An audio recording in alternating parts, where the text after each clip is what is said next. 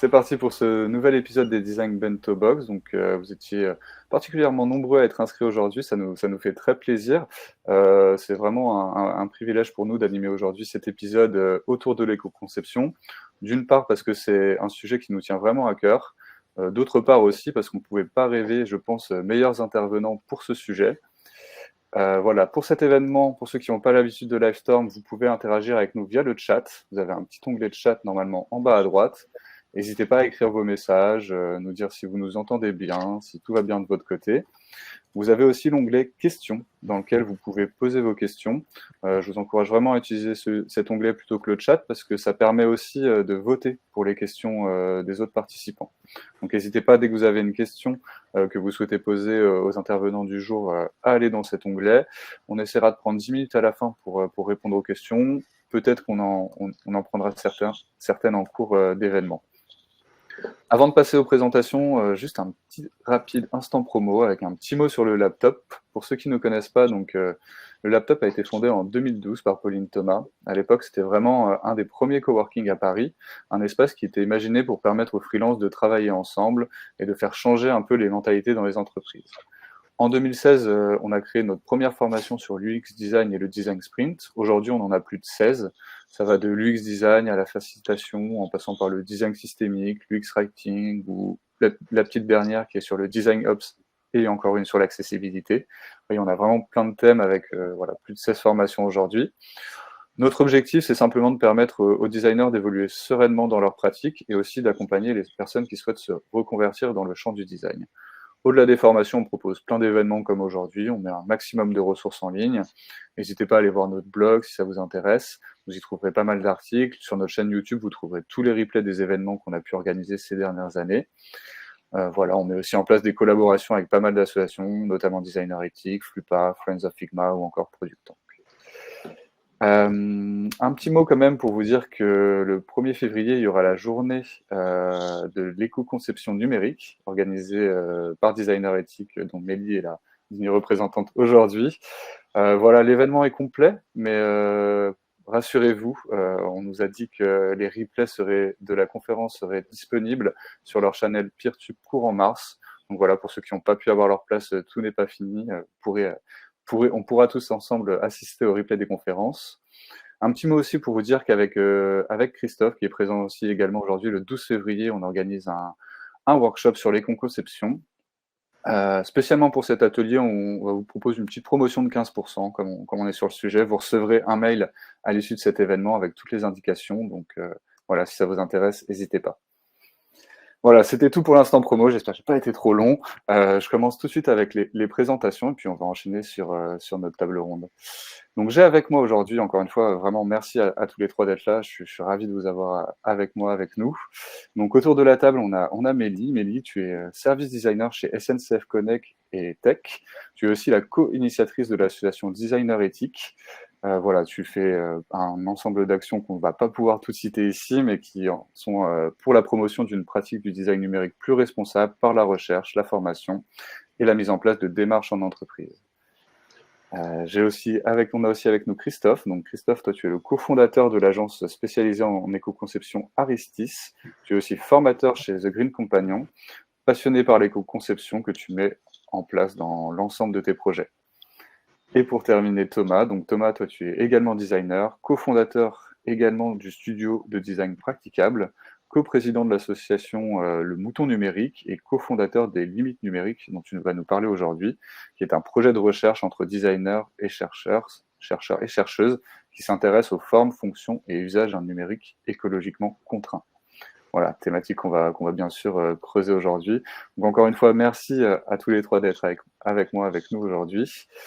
Et on va passer tout de suite à la première question. Donc la première chose, quand on parle d'éco-conception, c'est peut-être se demander pourquoi éco-concevoir. Voilà, on sait que c'est un sujet qui est un peu en vogue aujourd'hui, mais quelles sont les motivations qui se cachent derrière les acteurs de l'éco-conception? Quel est aujourd'hui finalement le poids écologique du numérique qui nous pousse à éco-concevoir? Et je vais me tourner vers toi, Thomas, pour cette première question. Ouais. Alors je vais partager mon écran, comme ça il y a quelques petites images sur ce sujet pas du tout déprimant. En tout cas, je suis ravi d'être là. Merci, merci de l'invitation. Donc oui, effectivement, donc le numérique, donc c'est une infrastructure technique qui est, comme toute infra, bel et bien matérielle, et donc elle produit des impacts. Alors bon, je ne vais pas faire une conférence sur les impacts, mais peut-être un rapide point sur voilà, alors, qu'est-ce que le numérique? Alors déjà, c'est du matériel. Il y en a à peu près 40 milliards d'objets connectés dans le monde. Et en France, il y en a 800 millions, c'est l'équivalent de 13 par personne, donc tout objet connecté, hein. On a aussi des câbles qui ressemblent à ça. Il y en a plein. Il y a plein de câbles. Il y en a une centaine. Ça fait, du coup, si on les mettait bout à bout, ça faisait 35 fois le tour de la Terre. Il y a des data centers, des satellites, etc. Donc, on va pas parler de tout ça, mais voilà. Et en fait, pour fabriquer ce matériel, en fait, on a besoin d'extraire des matières premières dans des mines industrielles assez gigantesques qui ont effectivement des sérieuses conséquences sur la pollution des sols, de l'air, de l'eau, des conséquences également sur les populations, la faune, la flore. Et donc, sur ces populations, notamment, il y a les mines d'exploitation artisanale qui, donc en fait, notamment, par exemple, le cobalt, dont 80% vient de la région du Congo, fait travailler à peu près 40 000 enfants. Ça, c'est une petite date à vise, parce que si on mettait les enfants dans des bus qui ne vont pas à l'école, mais dans les mines du Congo, ça ressemblerait à ça. Youpi. Et voilà, enfin, c'est important aussi de rappeler un peu l'aspect social de cette extraction. Il y a aussi des violences sexuelles faites auprès des femmes et des enfants pour faire pression en fait et les forcer à produire en fait notre numérique. Euh, donc voilà. Et puis ensuite, donc ça c'est sur l'aspect social, mais voilà, on pourrait parler également des data centers, enfin donc de l'eau, l'électricité des data centers. Euh, Petite data vise aussi sur, voilà, sur la consommation d'un gros data center en Belgique ou en Arizona. C'est à peu près 790 baignoires pleines d'eau par heure. Et en électricité, un data center moyen, c'est à peu près l'équivalent d'une ville de 25 à 100 000 habitants. Donc voilà. Donc évidemment, ce que peut-être juste pour, je mets des petites images de chiens des fois parce que c'est plus sympa, ça fait remonter votre taux de sérotonine. Ce que je voulais dire, évidemment, bien qu'on sait que la majeure partie en fait de l'impact du numérique, c'est la fabrication du matériel. Mais en fait, il ne s'agit pas juste de réparer ses ordis ou d'acheter reconditionné.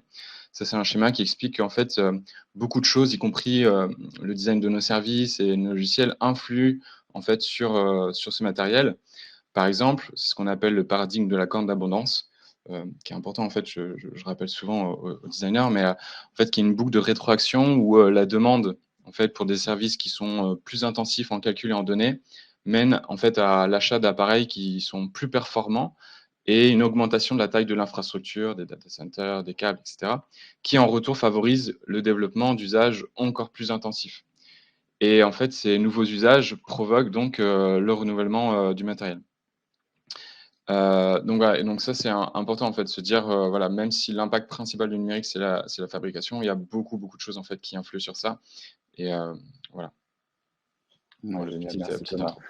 Non, mais c'est vrai que c'est important de le rappeler. L'éco-conception, c'est pas juste un terme tendance. Derrière, il y a des vrais enjeux sociaux, des enjeux écologiques, et c'est vraiment une responsabilité des designers si on veut préparer le monde de demain. Et en quoi est-ce que le numérique, selon vous, va aussi influencer les changements climatiques à venir? Je tourne peut-être vers Christophe. Ça va beaucoup influencer. On va le voir, je vais vous partager aussi, hop, mon petit truc. Hop là, partager, hop là. Donc vous allez voir, oui, en effet, l'influence sur le climat est vraiment tributaire de tout ce que l'on va faire en termes de numérique. Et vous allez voir qu'en fait, ça vient d'une chose qui était très simple il y a quelques décennies à faire, qui est aujourd'hui de plus en plus compliquée. Vous allez vite le comprendre. Avec juste une image, enfin même deux. Je vais vous en présenter deux parce que on est généreux aujourd'hui. Mais celle-ci, vous voyez, le jeu Mario des années 80 pesait aux alentours des 32 kilos. Le jeu en entier. Aujourd'hui, vous prenez une simple image du jeu, vous allez avoir des photos qui vont faire, des images qui vont faire plus de 1 méga ou de 2 mégas. Donc ça, c'est une première chose. Deuxième chose, pareil, un an, une recherche Google égale 11 ans sur la Lune. C'est-à-dire qu'avant, avec 2 kilos de RAM, on faisait décoller une fusée pour aller sur la Lune. Aujourd'hui, avec un giga 5 de RAM, on ouvre Slack. Donc, un des soucis majeurs, c'est l'optimisation. On ne sait plus optimiser quoi que ce soit. C'est-à-dire qu'on sait qu'on a la capacité technique de lancer sur Internet des choses extrêmement lourdes. Donc, on le fait sans se dire, mais est-ce qu'on peut réellement le faire? Est-ce qu'on peut essayer d'optimiser un maximum? L'optimisation, c'est l'une des clés de toute façon du design de demain. C'est comment faire mieux avec moins au final. À l'époque, Nintendo se disait, est-ce qu'on met la moustache de Mario ou pas? Est-ce qu'on peut le faire? Donc, ils ont réussi après à optimiser, à faire en sorte que de l'avoir, cette moustache. Mais ils ont optimisé. Aujourd'hui, on ne fait plus cette optimisation. Et donc, forcément, ça alourdit, ça augmente le poids des pages. Par exemple, d'un site internet qui faisait avant quelques kilos, maintenant la moyenne va se situer au-delà des 1 méga, juste pour une seule page, avec souvent les mêmes informations au final. Donc là, on est sur quelque chose qui est presque de d'obésité web. Et à partir de là, forcément, les serveurs, comme le disait Thomas, vont être là pour servir au final du flux.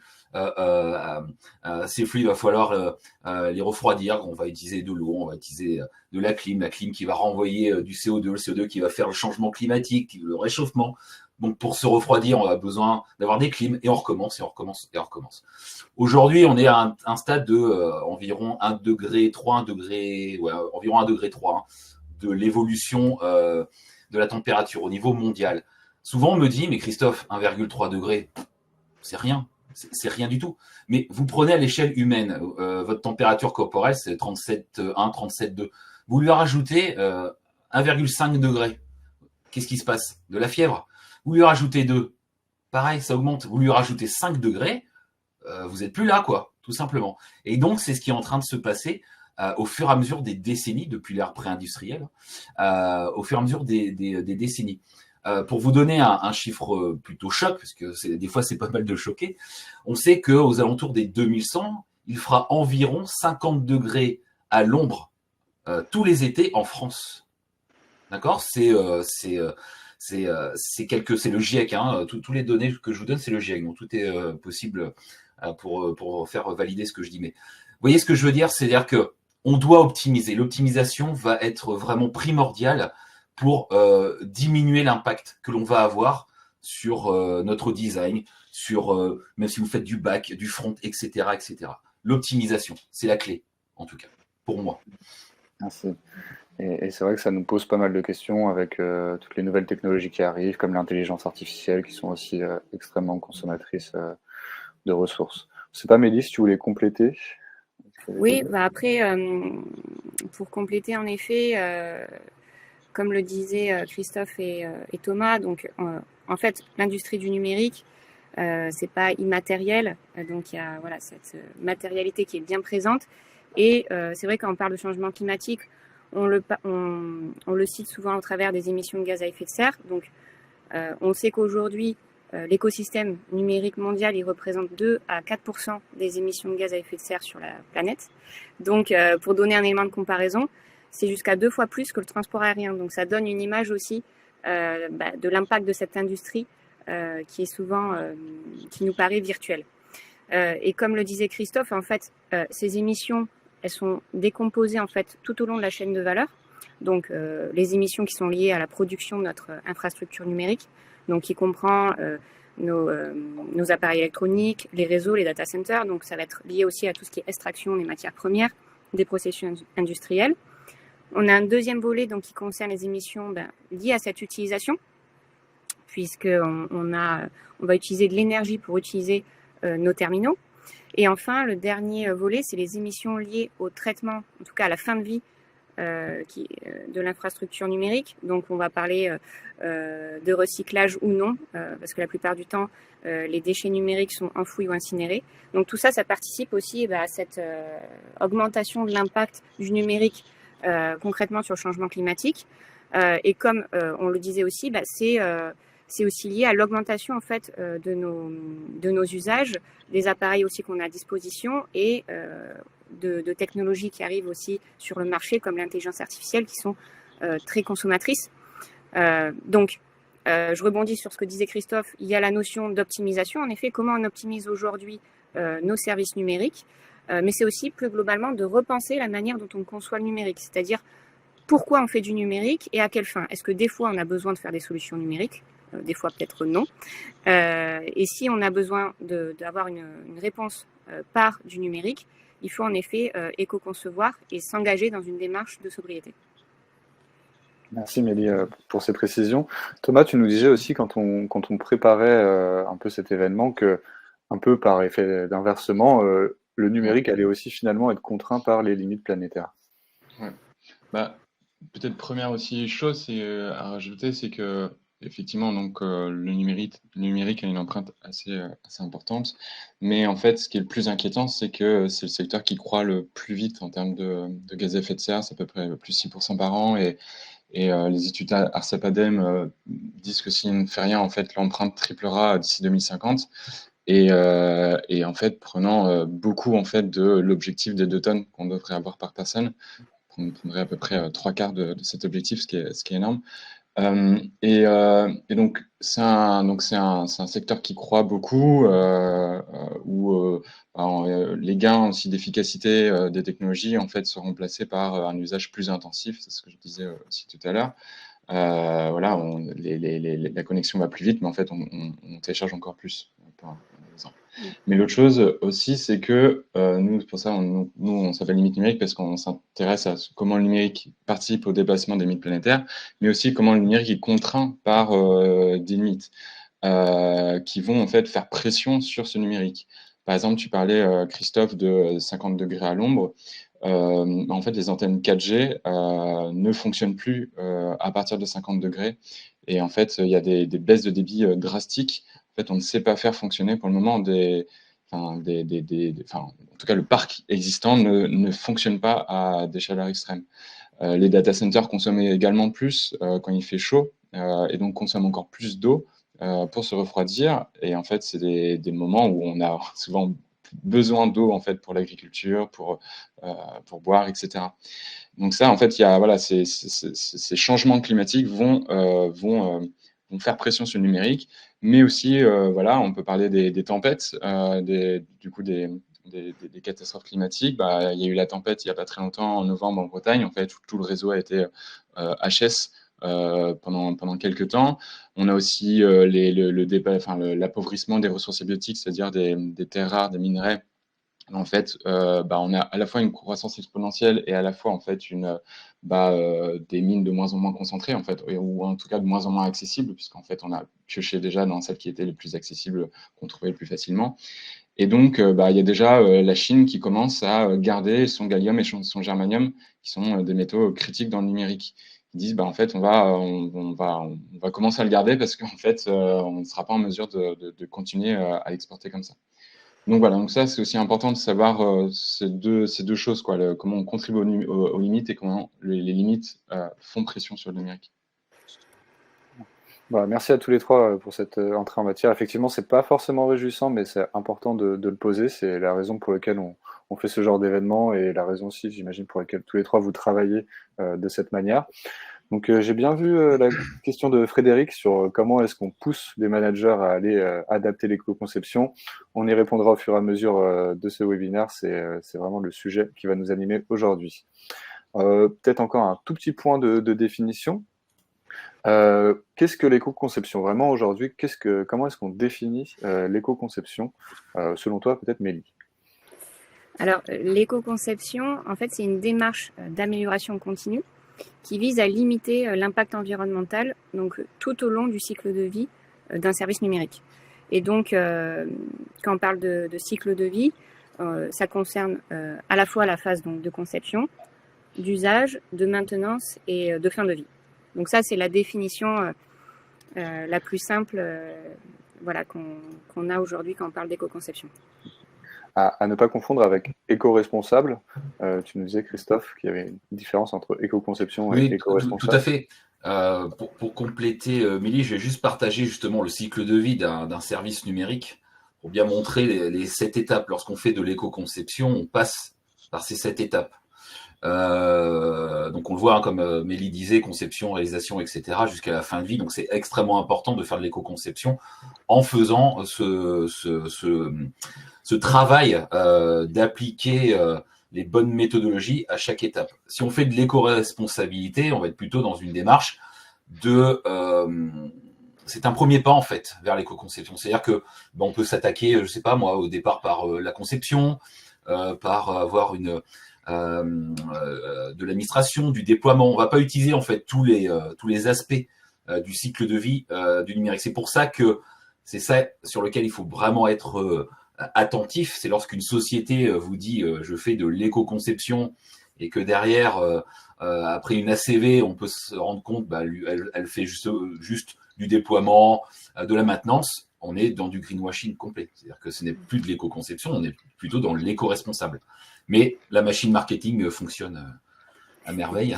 Donc voilà, bien faire attention à ces deux mots qui, dans tous les cas, sont très bons à mettre en pratique, mais bien les utiliser par rapport à ce que l'on fait réellement dans son entreprise. Merci Christophe. Et justement, dans votre quotidien, avec qui est-ce que vous travaillez? Quels sont un peu les métiers concernés par l'éco-conception? Tous.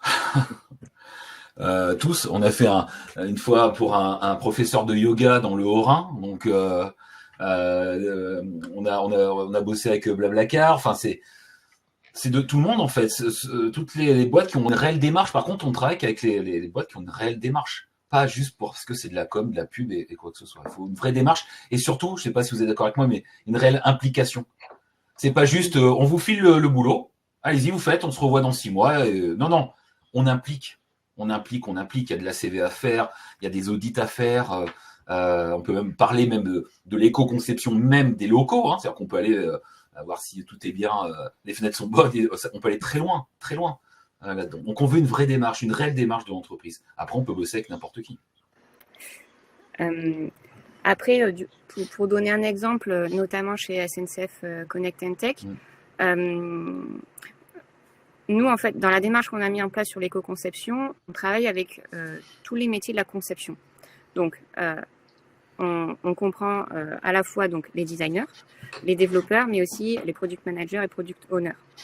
En fait, pour moi, c'est important quand on déploie ce type de démarche au sein d'une entreprise, c'est d'embarquer tout le monde avec soi et que ça soit pas qu'un sujet côté tech, qu'un sujet côté design. En fait, chaque métier a ses leviers d'action, que ça soit dans la définition de la stratégie produit, mettre en place des KPI de sobriété, pour prioriser ou non le développement d'une fonctionnalité. Ça relève du rôle aussi du PM et du product owner.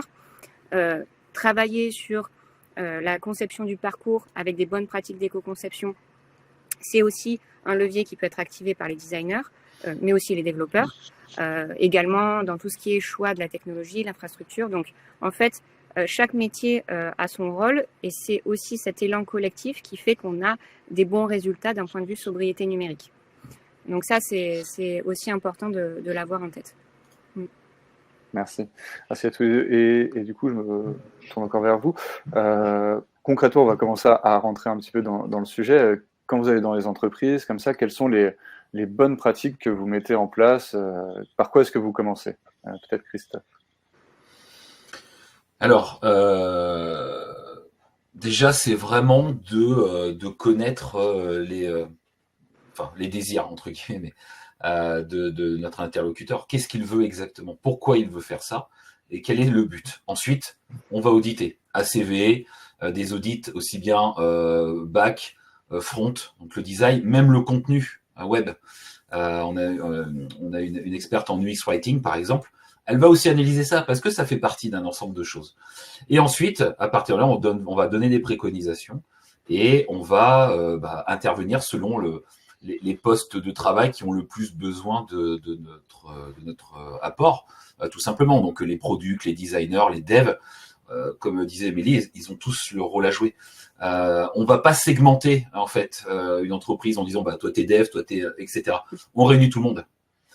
Moi, ma partie, c'est l'UX design. Donc, forcément, quand on fait de l'UX design, c'est pas chacun dans son coin et on verra ce qui se passe dans 6 mois. C'est on réunit tous ensemble, on se met en méthode sprint design ou autre, n'importe, mais on va réfléchir à votre futur. On réfléchit à votre futur. Vous voulez ça? Très bien. Bon, on va le réfléchir ensemble. Mais de façon beaucoup plus optimisée. C'est le mot que j'utilise tout le temps. C'est le mot optimisé. Comme je dis à mes élèves quand je donne des cours en école de design, c'est vous pouvez faire quelque chose, mais est-ce que vous devez le faire? Est-ce que c'est l'impact vaut le fait que vous fassiez, je sais pas moi, une photo de 15 mégas que vous balancez directement sur Internet? Voilà, on va voir tout ça ensemble. Mais par contre, c'est un travail collectif, c'est obligatoire. C'est obligatoire. Mais vraiment, vraiment.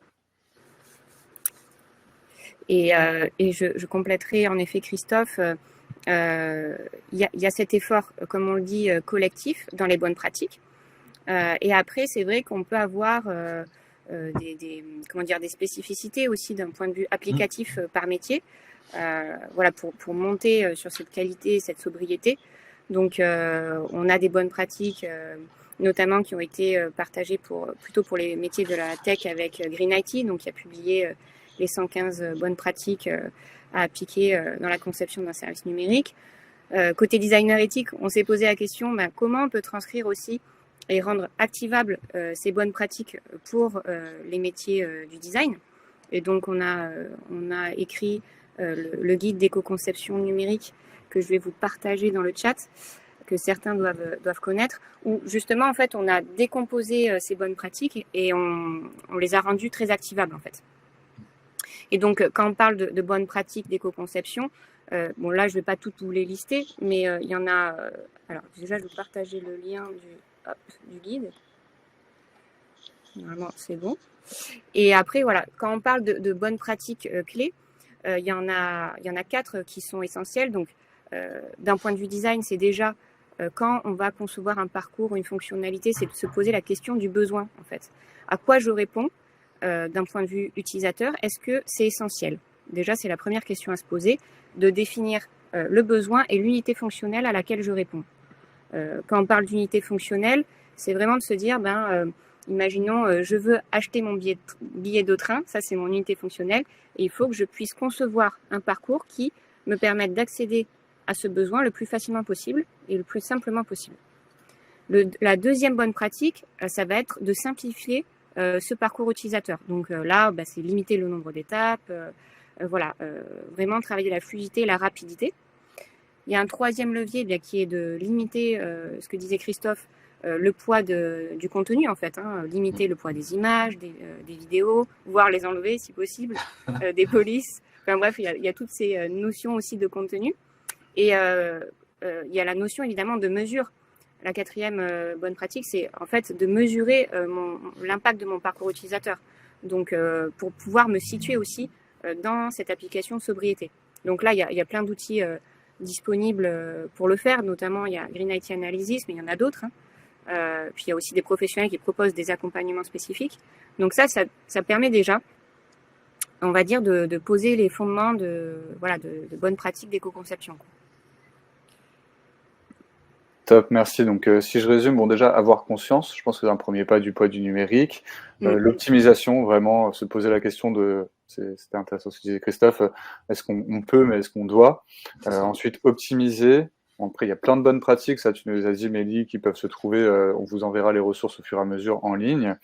Je retiens aussi de mesurer à la fin, de prendre le temps de mesurer, parce que finalement, si on fait tout ça qu'on ne mesure pas, est-ce que ça a servi, mais est-ce que c'est aussi efficace? Peut-être pas. Donc voilà, merci un peu pour cette petite liste de bonnes pratiques. Encore une fois, il y a plein de ressources en ligne qu'on va vous partager, que vous pourrez aller chercher. On va peut-être s'intéresser un peu à ton travail, Thomas, avec les limites numériques, qui est plus là sur peut-être la forme du numérique en tant que tel. Est-ce que tu peux nous détailler un peu, toi, comment tu abordes l'éco-conception? Limite numérique, en fait, son objectif, c'est un peu de penser un autre design d'interface, parce qu'en fait, là, on s'est rendu compte que la plupart des publications, des travaux, en fait, s'intéressent beaucoup aux bonnes pratiques, et ce qui est très, très important. Nous, on cherche un peu différemment quelles autres potentialités peut permettre le design pour créer, par exemple, un numérique plus sobre, un numérique qui s'adapte en fonction des conditions climatiques, s'il fait trop chaud, des choses comme ça. Et donc, nous, on travaille, en fait, surtout autour de 2 grandes stratégies. Alors, je reprends, partage mon écran vite fait, tac, tac. Hop. Il y en a une première qui est, en fait, de rendre sensible et perceptible la matérialité, le poids et l'empreinte du numérique. Parce qu'en fait, aujourd'hui, la plupart du numérique tel qu'il est conçu et présenté, on le voit comme immatériel, sans corps, sans friction. Le mot le plus connu pour représenter ça, c'est le cloud, c'est ce nuage, ce côté un peu immatériel, alors que si on le change par c'est l'ordinateur quelqu'un d'autre, on ramène de la matérialité. Et donc, en fait, le choix des mots, des pictogrammes, des interactions, etc., sont importants.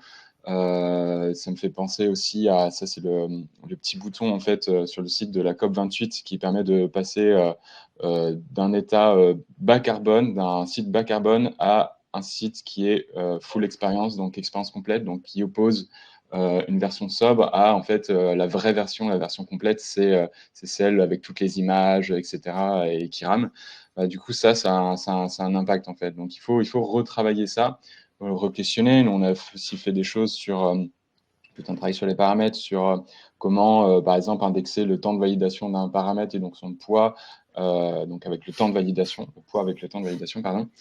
Donc ça, c'est tout ce qui permet voilà, de rendre perceptible, sensible cette matérialité. Et deuxièmement, en fait, nous, ce sur quoi on travaille, on a fait tout un cahier d'idées, toute une enquête, notamment sur ça, mais en fait, c'est sur comment permettre de moduler ces usages. Parce qu'en fait, ça sert à rien de sensibiliser si derrière, on ne donne pas les moyens d'action.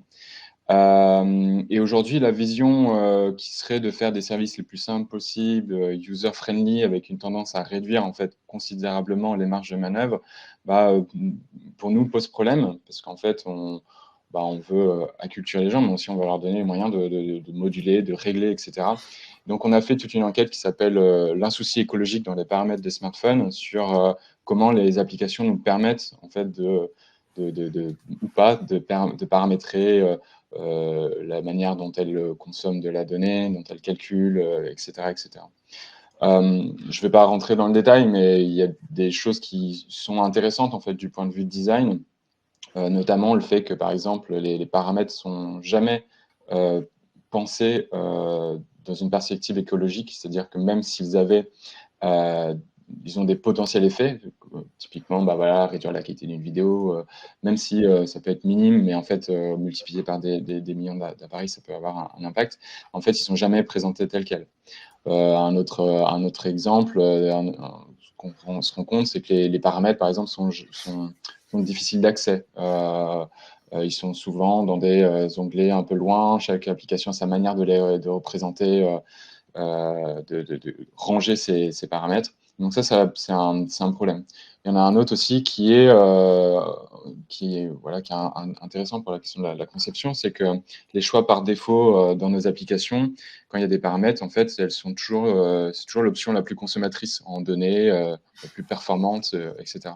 Donc là, il y a toute une réflexion sur essayer de présenter peut-être pas forcément la meilleure version de son application, mais une version plus sobre et que les options soient plutôt des options de consommation et pas d'économie, si le mode par défaut, c'est le sobre. Et en fait, nous, on a, pareil, je ne vais pas rentrer trop dedans, mais on a fait donc tout un cahier d'idées que je partagerai aussi dans le chat après. Tout un cahier d'idées sur à quoi ça pourrait ressembler en fait des paramètres dans les applications. Il y a à peu près 10 pistes qu'on essaie de publier au fur et à mesure sur comment faire des paramètres pour vivre avec un téléphone qui vieillit. C'est-à-dire, on a un bouton cassé, un écran cassé, comment on paramétrise les interfaces pour pas que les éléments importants se retrouvent sur ce truc-là.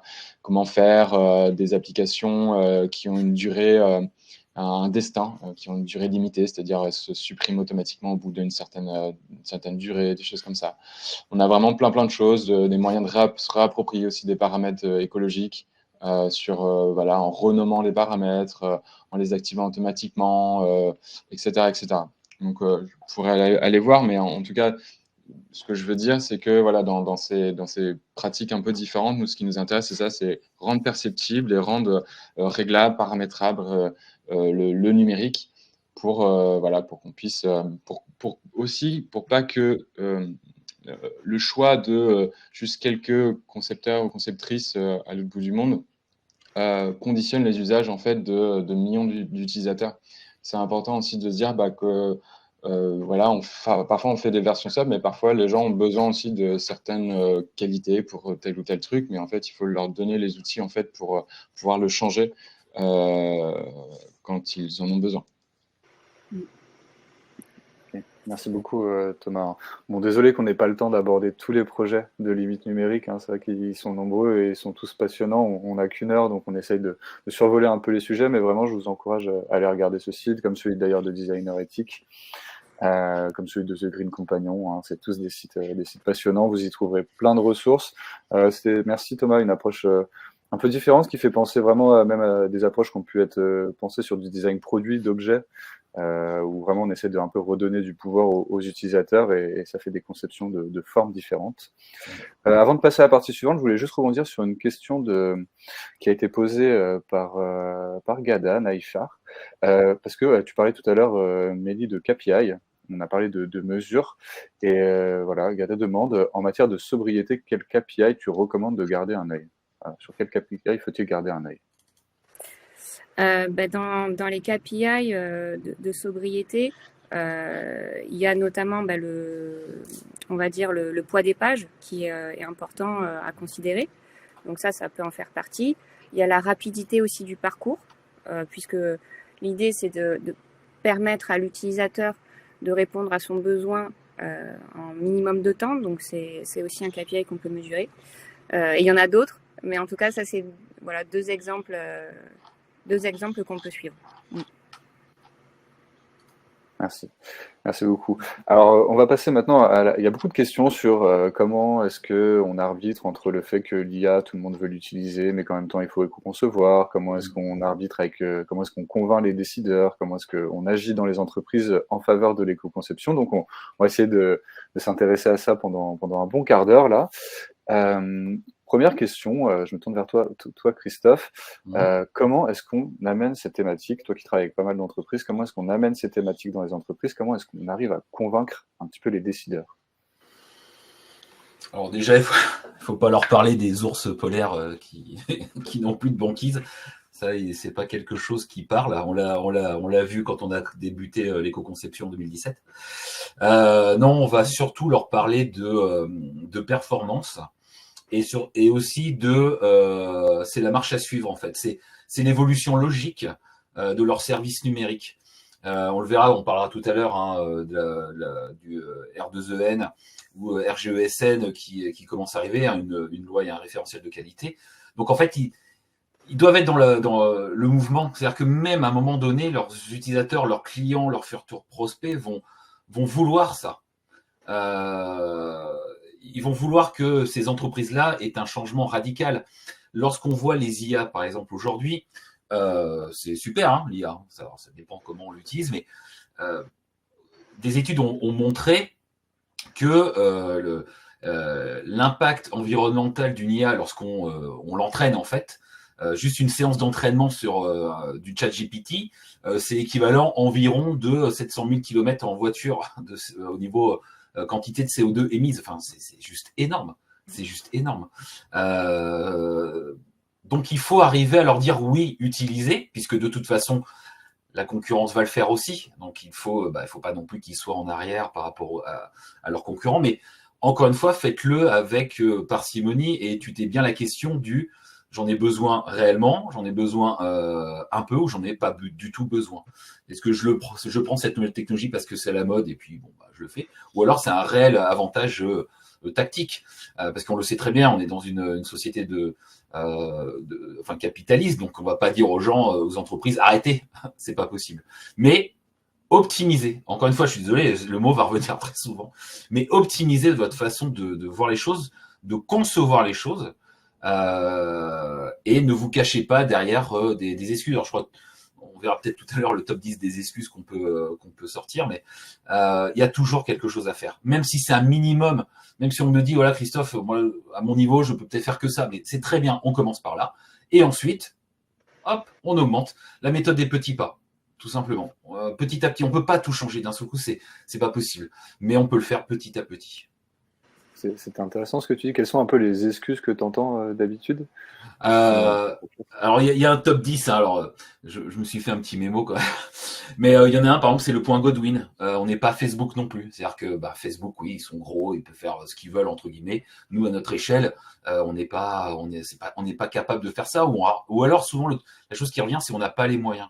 Mais on peut faire de tout avec n'importe quel moyen. Tout va dépendre, bien sûr, un budget alloué, mais on peut quand même arriver à faire des choses. Je veux dire, rien que d'optimiser, moi, c'est ce que je leur dis, optimisez au moins vos images. Arrêtez de mettre des photos de 15 mégas qui font du 3000 par 1000, alors que le bloc qui va la recevoir fait du 600 par 400. Ça sert à rien. Les personnes ne zooment pas sur les photos sur Internet. Qu'est-ce que j'ai d'autre encore? La procrastination aussi, c'est pas le moment. Mais c'est le moment quand dans ce cas-là? C'est aujourd'hui. On aurait dû déjà faire ça il y a quelques années maintenant. Bon, c'est jamais trop tard, on le dit, mais là, il faut commencer à s'y mettre. Qu'est-ce que j'ai encore? Le fatalisme aussi. Je ne peux rien faire de mon job actuel. On peut toujours faire quelque chose. Toujours. Des fois, c'est des choses très simples. Je leur dis, mais je sais pas, couper juste les lumières, en fait. Ah oui, c'est pas bête. C'est un début. C'est un début. Etc. Où il y a l'ignorance aussi. Je n'étais pas conscient. Maintenant, c'est bon. Vous l'êtes. En plus, tous ceux qui sont avec nous aujourd'hui, vous n'aurez plus cette excuse, en tout cas, pour ne pas commencer quelque chose. Donc voilà, il y en a plusieurs, mais c'est ça qui revient le plus, en tout cas. Merci. Je me tourne vers toi, Mélie, aussi, parce que tu nous as dit, on a dit tout à l'heure que tu travaillais à la SNCF en ce moment sur ces sujets-là, enfin SNCF Connect et Tech. Toi, un petit peu, comment est-ce que j'imagine que, je sais pas, est-ce que ça n'a pas dû être tout le temps simple de convaincre un petit peu tes interlocuteurs, les décideurs? C'est quoi un petit peu tes arguments? En effet, c'est vrai que c'est une étape très importante quand on veut initier ce type de démarche dans une entreprise. Et donc, évidemment, il y a l'idée de montrer les valeurs éthiques aussi qu'on porte quand on veut se lancer dans ce type de démarche. Mais ça ne fait pas toujours tout, malheureusement. Il faut arriver à les convaincre, en fait, toutes les parties prenantes de l'entreprise et surtout constituer donc un collectif de sponsors qui soit solide et qu'on arrive à tenir sur le long terme. Et donc, dans les arguments qu'on a pu porter aussi pour déployer cette réflexion sur l'éco-conception et le numérique responsable, il y avait la notion qui parle aux concepteurs du fait d'améliorer l'expérience utilisateur, puisque quand on travaille sur des sujets d'éco-conception, on va simplifier notre produit, donc on va permettre un meilleur usage en fait de nos services. Il y a un deuxième volet qui concerne le fait de réduire la consommation énergétique aussi des infrastructures. Donc, si on optimise, on peut avoir aussi une réduction et une économie sur nos infrastructures. Donc, il y a l'aspect aussi budgétaire qui rentre en compte. Le fait de renforcer aussi l'image de marque d'une entreprise. Alors, évidemment, l'idée, c'est pas de faire du greenwashing et d'avoir, en fait, d'engager une démarche d'éco-conception, mais qui soit aussi en lien avec un business model qui soit le plus durable possible, évidemment. Sinon, on rentre dans des démarches de greenwashing. Il y a un quatrième point aussi qui est très important, c'est le fait d'anticiper tout ce qui est régulation gouvernementale. On va y revenir juste après, mais on a aussi la loi REEN qui vise à faire converger transition écologique et transition numérique. Donc, on a des dispositifs qui sont aujourd'hui à l'œuvre et à l'étude aussi via le RGESN, qui nous donne des guidelines en fait d'application de la sobriété et qui pourront à terme peut-être faire l'objet de régulation aussi. Et après, il y en a deux derniers qui sont importants. Quand on parle d'éco-conception, on parle aussi d'engagement d'équipe en interne, donc parce qu'en fait, on est tous motivés pour faire au mieux dans notre métier et c'est des sujets qui passionnent les équipes et donc ça engage en interne les métiers, mais c'est aussi un facteur de recrutement. Donc là, c'est plus parler aux équipes RH. Et enfin, le dernier, c'est l'aspect innovant, création de valeur. Comme le disait Christophe, en fait, l'éco-conception, c'est aussi penser à améliorer notre service et le mettre en ligne aussi avec des enjeux environnementaux qui demain ne seront pas en fait une option, quoi. Donc, on va aussi créer de la valeur pour le service et pour l'entreprise en tant que telle. Donc ça, c'est les arguments qui sont phares quand on veut aborder et promouvoir l'éco-conception numérique. Top, merci. Ouais. 5 arguments qui parlent bien, j'imagine, cette fois aux décideurs, où il y a vraiment, on a le business et un peu l'éco-conception. C'est ça, ouais. Top, merci. Et concrètement, comment ça se passe, Mélie, au quotidien quand ton travail chez SNCF? Qu'est-ce qui a été mis en place comme démarche pour sensibiliser les personnes? Ouais. Bah alors chez SNCF Connect, donc ça émané sous, enfin, on a eu un peu de temps en fait à faire émaner ce sujet sur 2-3 ans. Donc il y a une première étape qui a été de sensibiliser les métiers. Donc on a organisé des conférences internes sur ces thématiques, aussi des moments fédérateurs comme des hackathons. Donc on a pu expérimenter cette approche d'éco-conception. On a eu aussi un deuxième temps qui a été important, notamment la fédération d'une communauté d'experts. Donc aujourd'hui, on a une communauté qui s'appelle la SoGreen. Donc voilà, c'est des designers, des devs, des PM qui sont intéressés par ces sujets et qui partagent de la veille. Donc on a comme une communauté aussi apprenante. Et la troisième étape qui a permis vraiment de déployer cette éco-conception numérique, c'est notamment la consolidation d'un programme dédié. Donc ça, c'est quelque chose sur lequel j'ai travaillé l'an dernier, donc où j'ai dû concevoir un programme en transverse, donc sponsorisé à la fois par les métiers du design, de la tech, du product management, de la RSE, mais aussi des ressources humaines, où on a intégré ce volet éco-conception. L'idée, c'était vraiment de se dire comment on embarque tous les métiers et l'entreprise dans cette thématique. Donc, on a eu des actions de mesure. Donc, on a déjà voulu savoir comment on se situe en fait sur notre produit SNCF Connect. Donc, on a fait de la mesure de performance, notamment avec Greenspector. On a déployé de la formation. Donc, en 2023, on a lancé des formats de formation donc avec Designer Ethic et Green IT, où on propose en fait 2 journées de sensibilisation, où on a une journée on va dire, qui est adressé à tous les métiers. Donc là, le marketing, la com, peu importe qui l'on est dans l'entreprise, on peut venir être sensibilisé et apprendre sur l'éco-conception numérique, donc pour avoir les bases en fait de cette approche. Et après, on a un deuxième volet où on va pousser les bonnes pratiques par métier. Et donc, comme je disais, on va approfondir la question de l'éco-conception par le design, au niveau tech, mais aussi au niveau du product management. Donc ça, c'est mesure formation. Et après, c'est vraiment de faire infuser ces bonnes pratiques dans les processus métiers et dans la conception de notre service même. Donc voilà, donc il y a on va dire ces trois temps forts, mesure, formation et action, mettre en pratique dans le delivery en fait de notre produit, qui permet vraiment d'ancrer et d'embarquer le plus possible de métiers dans l'éco-conception numérique. Merci. Et toi, Christophe, aussi, d'ailleurs, c'est parti Oui. pour, je crois, 4 ans de formation à la SNCF. À peu près, oui, exactement. C'est-à-dire qu'on va intervenir sur les différents postes, donc les devs, les bacs, etc., les designs, sur des formations sur plusieurs journées, forcément, parce qu'il faut former tout le monde. Et donc, voilà, avec The Green Companion, on est partenaire aussi de ça. Et on le voit, en fait, parce que ils ont amorcé vraiment la machine pour avancer, tout simplement, aller de l'avant et prendre en compte que les choses doivent changer, même au sein des grandes structures. On le voit alors aussi avec les fresques du climat, si vous connaissez, c'est pareil, ça a été exponentiel sur l'année 2023. Toutes les fresques du climat qui ont pu être menées. Alors, je suis fresqueur pour le climat, donc je l'ai vu. C'était tout le temps. Maintenant, il y a la fresque du numérique aussi qui arrive. Mais les entreprises le font. Moi, je suis de Clermont-Ferrand, yes.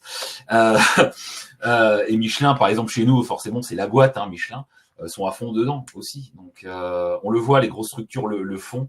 Donc, les petites, moyennes entreprises vont suivre aussi le pas, de toute façon, c'est sûr et certain. Je me tourne aussi vers toi, Thomas, parce que c'est marrant, hier encore, j'étais au laptop et une des personnes qui était en formation me parlait d'une de tes interventions avec des rouleaux de papier toilette pour montrer les images. Et du coup, je voulais savoir, vous, un petit peu comment est-ce que c'est quoi un peu les secrets pour sensibiliser les gens dans vos interventions, les tiennes avec Practicable ou Limite Numérique? Oui, effectivement, on fait un format qui est une conférence qui s'appelle démontage conférencé, où plutôt que d'avoir une conférence un peu descendante, les gens commencent par démonter des appareils pour démystifier la technique et en même temps percevoir la matérialité du numérique. Du coup, on les fait démonter des appareils sans obliger de les remonter. Et après, une conférence commence et la conférence visualise les ordres de grandeur, en fait, parce que notre cerveau est pas bien fait pour se représenter des ordres de grandeur. Il a besoin de comparer visuellement. Donc souvent, on fait l'exemple du poids du différent poids du numérique avec du papier toilette, où en fait, on prend une feuille et on dit, bah voilà, ça c'est 60 mégas, on coupe en deux et on dit, bah ça c'est 35 mégas, c'est l'équivalent de la page de web d'accueil de l'iPhone 15, mais aussi de Windows 95, le système d'exploitation. Et on descend jusqu'au mail ou un tout petit truc. Et après, on fait l'inverse en disant, bah, c'est combien Netflix, une heure sur Netflix en HD. Et là, je déroule 50 feuilles de papier toilette dans cette conférence. Ce qui permet de se rendre compte en fait de ces choses-là et aussi du fait on ne se rend plus compte dans nos usages du poids des choses parce qu'il n'y a plus de friction. Télécharger un site qui fait 1 méga ou 30 mégas sur Apple, sur l'iPhone 15, sur la page d'accueil de l'iPhone 15, mais en fait, on ne se rend pas compte parce que les connexions sont très, très fortes et pourtant, ça a un coût environnemental. Et donc, ouais, on essaye de représenter. Vous avez vu peut-être très rapidement, mais on fait aussi des data vis en emoji, en glyph de certains rapports pour faire des visualisations de données légères, etc. Donc, on essaye de contribuer à comprendre les ordres de grandeur par différents formats. Ce que tu nous dis, c'est peut-être en sous-texte une critique un peu du design UX qui rend tout sans friction, tout léger, et finalement on ne se rend plus compte et on a plus trop la main. Ou est-ce que c'est moi qui... Non. Oui, nous, enfin, tous les formes de design qui dépossèdent les gens en fait et donnent beaucoup trop de pouvoir en fait aux gens qui conçoivent, ça nous pose problème parce qu'en fait, si on conçoit mal, en fait, on peut pas revenir derrière. C'est l'impact d'un choix de conception peut avoir beaucoup d'effets en fait si on enlève un bouton, un paramètre. En fait, et que les gens peuvent pas rien faire, en fait, c'est compliqué aujourd'hui. Si je veux que mon YouTube ne pas télécharger la vidéo de YouTube et n'avoir accès juste à l'audio, en fait, je ne peux pas. Ou alors, il faut que je paye la version premium.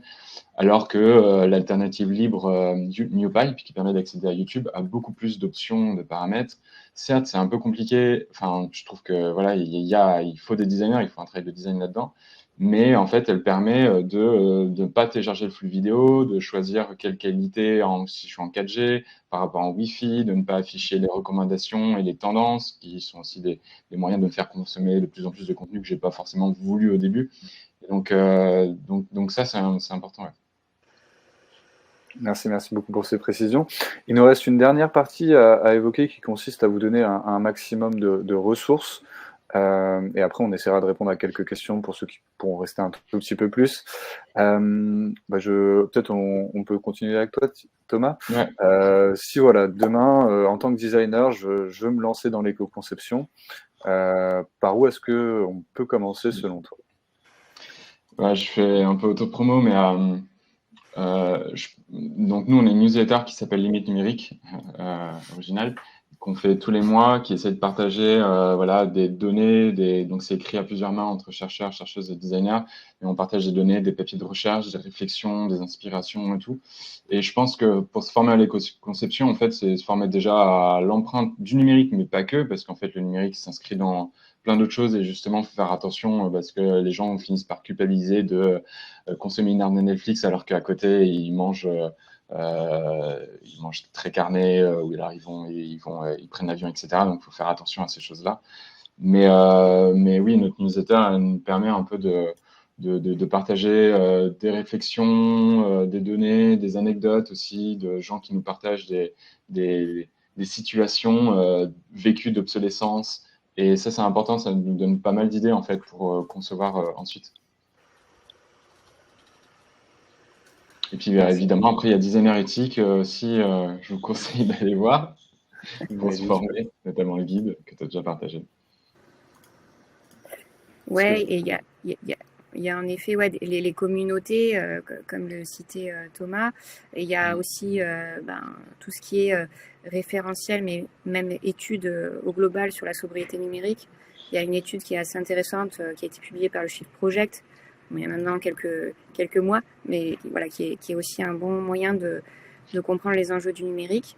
Il y a tous les guides, donc, comme on le citait, Designer Éthique, de Green IT, des référentiels aussi qu'on a cités comme le RGESN qui permettent déjà de rentrer dans la thématique.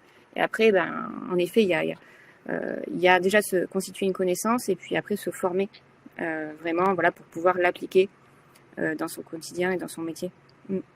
C'est vrai que quand on veut commencer cette démarche, on peut se dire on croule sur beaucoup d'informations en fait, énormément, que ça soit des bonnes ou des mauvaises, puisque tout n'est pas bon, on le sait très bien lorsqu'on fait des recherches. Donc par rapport aux pistes qu'on vous donne, vraiment commencez par là déjà et faites les choses petit à petit. Encore, c'est ce que je vous dis, ne vous lancez pas brut de décoffrage en disant je veux tout changer. Ça va pas être possible, ça va être peut-être même ça va faire complètement l'effet inverse. Donc allez sur les différents sites qu'on vous donne ou les différents outils. Là, je partagerai aussi des outils qui vous permettent de prendre déjà note de l'impact que votre site, par exemple, a avec un site comme Ecometer, par exemple, etc., etc. Mais voilà, allez-y petit à petit. N'ayez pas peur des informations que vous avez, mais prenez les bonnes informations dès le départ. C'est vraiment très important.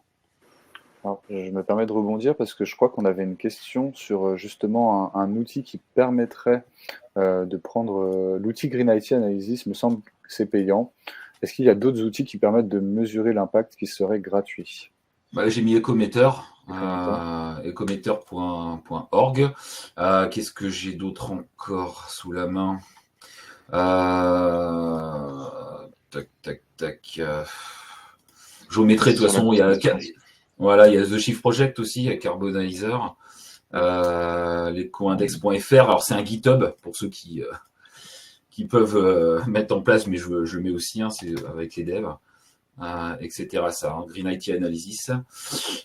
Et puis voilà, après après il y a Green Spectre, mais ça c'est plutôt payant. Mais voilà, en tout cas, il y a des outils qui se font de plus en plus. Ils sont de plus en plus performants aussi. Alors Ecometer, il prend en charge une quinzaine de bonnes pratiques. Il y en a 115 en tout par rapport au bouquin sur les 115 bonnes pratiques de l'éco-conception. Mais c'est un début. Vaut mieux 15 que 0. Et je continue avec les questions. Est-ce que vous avez connaissance alors c'est Frédéric qui demande de grosses applications connues pour être très optimisées sur toute la chaîne de production, en plus de SNCF Connect, qui a priori fait déjà un peu ce travail. Des applications web. Oui, des applications web. Est-ce que vous en connaissez qui pourraient un peu nourrir un benchmark Moi, je cite souvent, mais c'est pas. Enfin, je cite souvent évidemment l'exemple de Fairphone. Oui. Voilà, ils ont une réflexion vraiment très poussée sur ce qui est applicatif, mais aussi sur tout le cycle de vie en fait de la conception d'un smartphone. Enfin, où ils ont vraiment une application là qui dépasse l'éco-conception numérique du service, mais qui est une démarche vraiment de pensée systémique et d'impact social et environnemental à l'échelle de l'industrie. Donc bon, là, on est sur un niveau ultime, mais c'est quand même un super exemple, une super référence pour s'inspirer et voir jusqu'où on peut aller aussi dans ce type de démarche. J'allais mettre le lien aussi.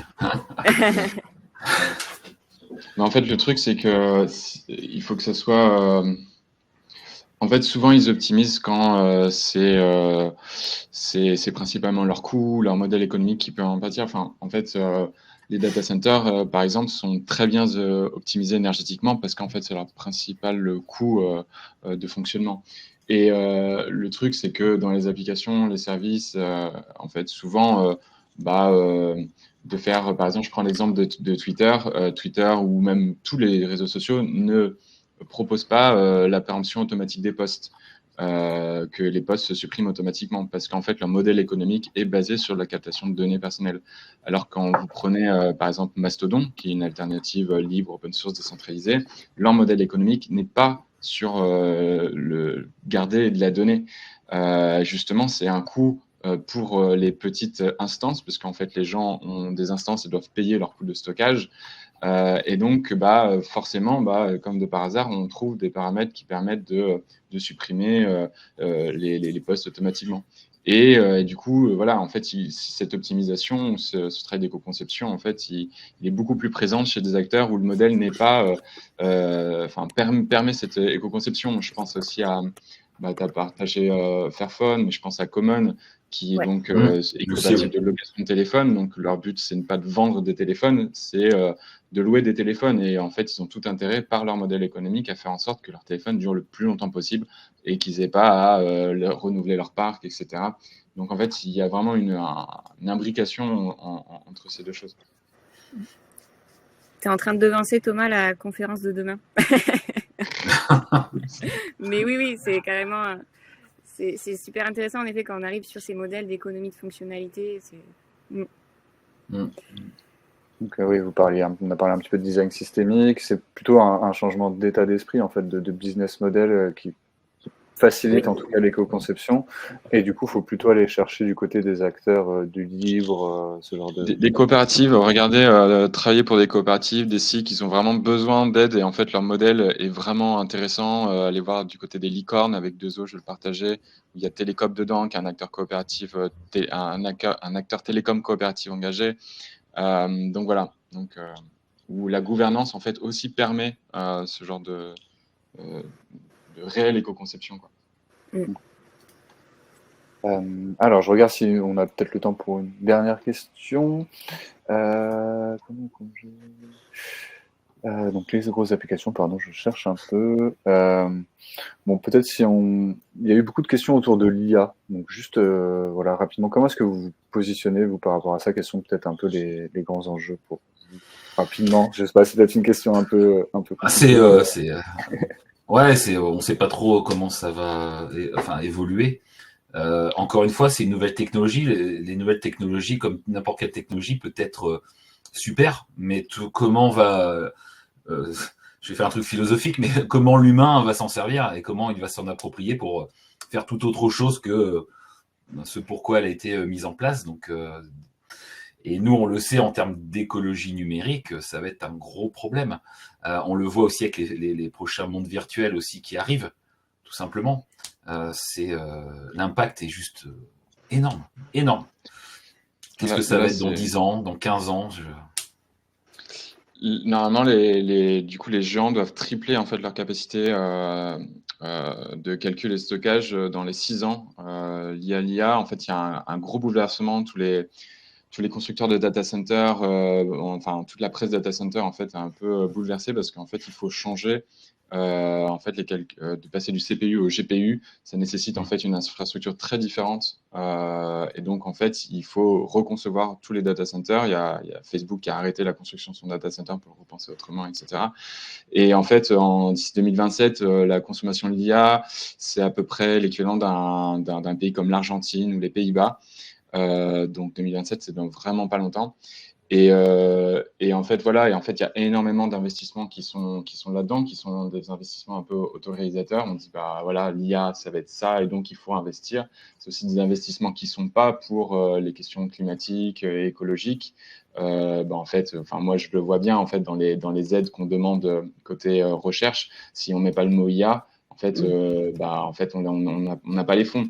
Et du coup, si l'IA en fait éclipse la recherche sur l'écologie aussi. Donc il y a aussi ce truc-là qui est important. Et souvent, bon bref, je m'arrête là, mais en fait, la question qu'on devrait se poser, c'est est-ce que c'est possible en fait cette prédiction de l'IA? Est-ce qu'elle est possible dans les contraintes environnementales qu'on a aujourd'hui et qu'on va avoir demain? Est-ce que c'est seulement possible? Je suis même pas trop sûr, quoi. Je suis d'accord. J'ai pas bien plus à rajouter. Christophe et Thomas ont dit l'essentiel. Mais c'est vrai que, en tout cas, ce qu'on peut retenir, c'est que ce type de technologie est quand même controversé par rapport aux limites de ressources, à la consommation énergétique et toutes ces réflexions qu'on peut avoir sur la notion de sobriété. C'est vrai que ça pose pas mal de questions. On voit beaucoup d'entreprises qui l'utilisent de plus en plus. Je suis aussi SEO manager et je vois dans mon métier, j'ai des fois des clients qui me disent j'ai l'entreprise Intel qui fait moins cher, mais elle va utiliser l'IA pour faire tout mon référencement naturel. C'est pas possible. Ce n'est pas possible. Donc voilà, ça aussi c'est problématique. De gros enjeux et des problématiques à venir du coup autour de l'IA. Oui, beaucoup. On va conclure là-dessus. C'était pas forcément le point le plus gai non plus de notre conférence, mais encore une fois, merci beaucoup pour tous les points qu'on a évoqués ensemble. Je pense que c'était vraiment, moi je suis encore une fois, on est ravis de vous avoir reçus tous les trois, d'avoir pu aborder tous ces sujets. On va essayer de créer un maximum de contenu à partir de cette petite conférence qu'on a faite. J'espère que à toutes les personnes qui étaient en ligne, ça vous a plu également. Voilà, si le sujet vous intéresse, je vous rappelle rapidement, il y a le workshop de Christophe le 12 février.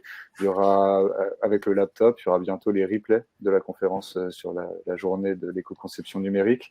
Il y a toutes les ressources en ligne par Limite Numérique, le studio Practicable aussi qui réfléchit beaucoup à ces thématiques. Donc voilà, commencez par là pour aborder ce sujet. Et puis voilà, en espérant que l'UX, le design se dirige vers des jours plus éco-conçus, plus écologiques en tout cas. On va tout faire pour. Oui. Encore merci à vous trois et bonne journée à tous. Merci tout le monde. Bonne journée. Merci à tous. Bonne journée à tous.